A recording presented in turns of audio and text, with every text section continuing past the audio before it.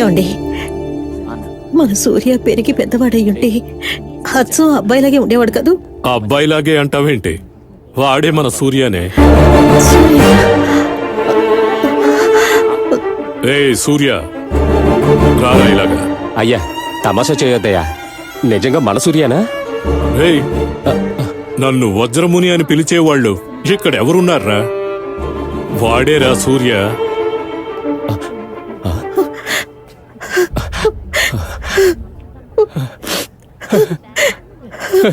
సూర్య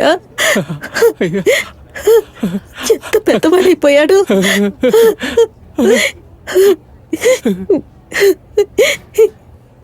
సూర్య, ఎన్ని సంవత్సరాలు ఎక్కడికి వెళ్ళిపోయావురా? మేమెవ్వరము నీకు గుర్తుకు రాలేదా? ఏడవకురా.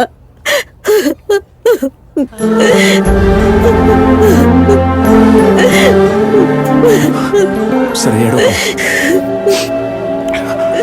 ఇంకేంటి అంచిమావ, బాగున్నావా?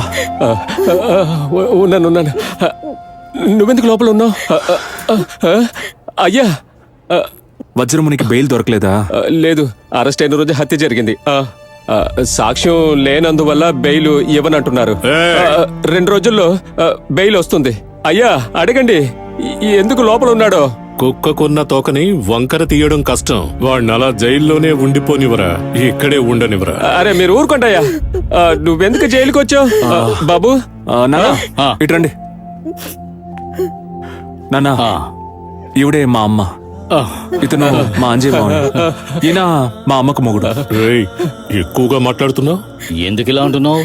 అతను పెంచిన తండ్రి అయితే నేను నిన్ను కన్న తండ్రినిరా. నాన్న అని పిలవడానికి సిగ్గెందుకురా? నా కొడుకుని ఇన్ని సంవత్సరాలు ఎంతో ప్రేమగా పెంచారు. మీరు దేవుడండి. నువ్వు కన్న తల్లివి, నువ్వు దేవతవి, బంగారం లాంటి బిడ్డను కన్నా. సామే, బంగారం సరే, మా అబ్బాయి జైలుకి ఎందుకు వచ్చాడు?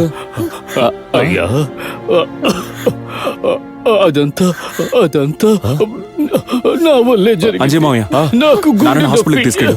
సరే బాబు, రండి త్వరగా హాస్పిటల్కి తీసుకెళ్దాం. ఏమండి, నేను వెళ్తాను. సూర్య, నాన్నని జాగ్రత్తగా చూసుకో నాన్న. వీడేంటే నన్ను జాగ్రత్తగా చూసుకునేది? ఇది జైలే, అందరికీ ఒకటే. ఒకేలాంటి సాంబారు, ఒకేలాంటి కుర్మా, ఒకేలాంటి మజ్జిగ, ఒకేలాంటి అన్నం.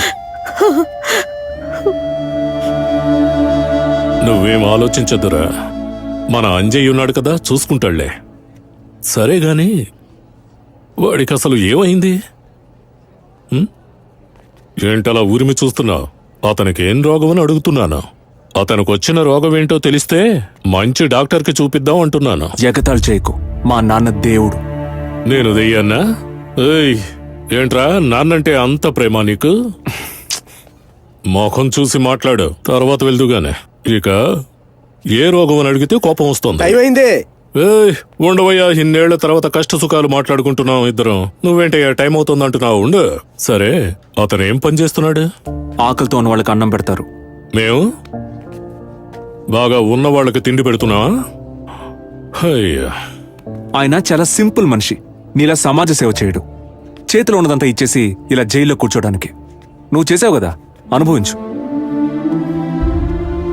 మనం పెద్దింటోళ్ళం, ఇవ్వడం మాత్రమే తెలుసు, తిరిగి తీసుకోవడం అంటూ అసలు ఉండనే ఉండదు. అవునవును, అనుభవిస్తున్నావు కదా, అనుభవించు.